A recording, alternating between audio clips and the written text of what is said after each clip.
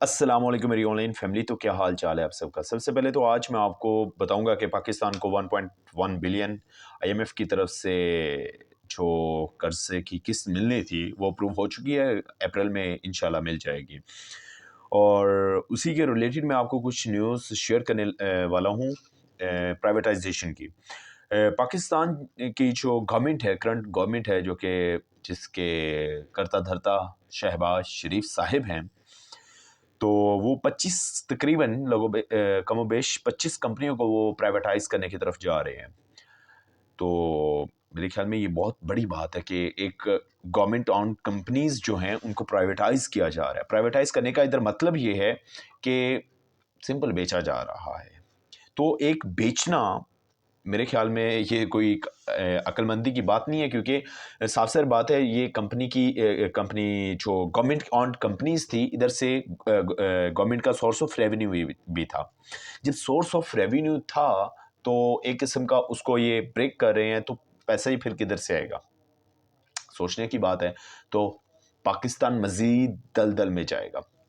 इनका अलमिया ये है या इनका पॉइंट ऑफ व्यू ये है, वो कहते हैं कि भाई ये लॉस में थी। भाई लॉस में थी तो क्या बेच दोगे? उसका ऑडिट करवाओ, उसका प्रॉपर उस पर इन्वेस्टिगेशन करो कि भाई क्यों लॉस में क्यों जा रही है। जबकि फॉर एग्जांपल मैं आपको एग्जांपल देता हूं कि जैसे कि जो प्राइवेटाइज कंपनियां हो रही हैं उनमें सहर फहरिस्त डिफरेंट कंपनीज इलेक्ट्रिक की भी हैं। और मैं आपको एक मिनट मैं ओपन कर लूं, मैं आपको बताता हूं फिर। जैसे कि for example different electric companies भी हैं। मशहूर ज़माना इंश्योरेंस कंपनी, वो पाकरी इंश्योरेंस वगैरह वो भी है।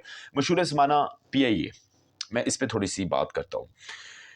पीआईए वो कह रहे हैं कि तकरीबन कोई 10 से 15 बिलियन को इतना लॉस है, कोई इस कंसेक्टिव ईयर से वो लॉस चलता आ रहा है। तो बल्कि मंथ्स, हर महीने लॉस इतना बियर करना पड़ रहा है गवर्नमेंट को। तो भाई अगर मैं फॉर एग्जांपल पीआई को देखता हूँ या कोई भी प्राइवेट एयरलाइन है उसको मैं देखता हूँ, तो क्या वो लॉस नहीं बियर कर रही? आपके रेट्स और उनके रेट्स तकरीबन सेम होंगे, कमोबेश थोड़ा बहुत फ़र्क वो होता है, क्योंकि ये गवर्नमेंट है, वो प्राइवेटाइज सेक्टर है, तो इसलिए थोड़ा सा ऊंच नीच होगी, उसको साइड पे रखते हैं आप।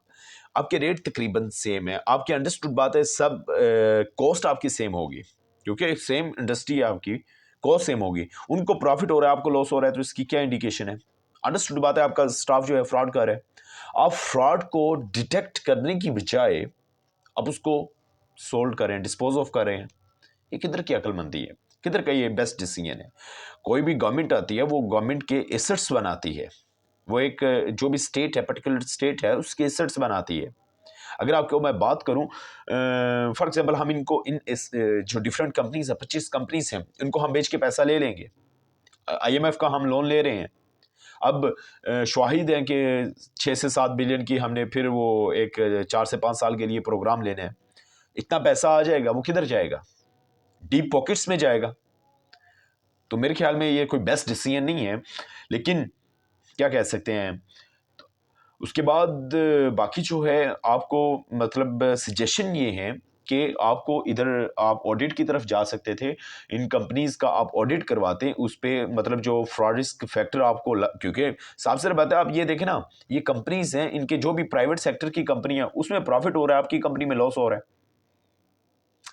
ये तो बच्चे को भी पता है ना फ्रॉड हो रहा है। तो आप उसको फ्रॉड इन्वेस्टिगेशन की तरफ जाने की बजाय आप उसको डिस्पोज ऑफ की तरफ जा रहे हैं। I think this is not a good decision, आपको रिकंसीडर करना चाहिए। अब तो हो रहा है नजकारी का मामला, तो आप इसको बेहतर सोच सकते थे। ओके, अल्लाह हाफिज़।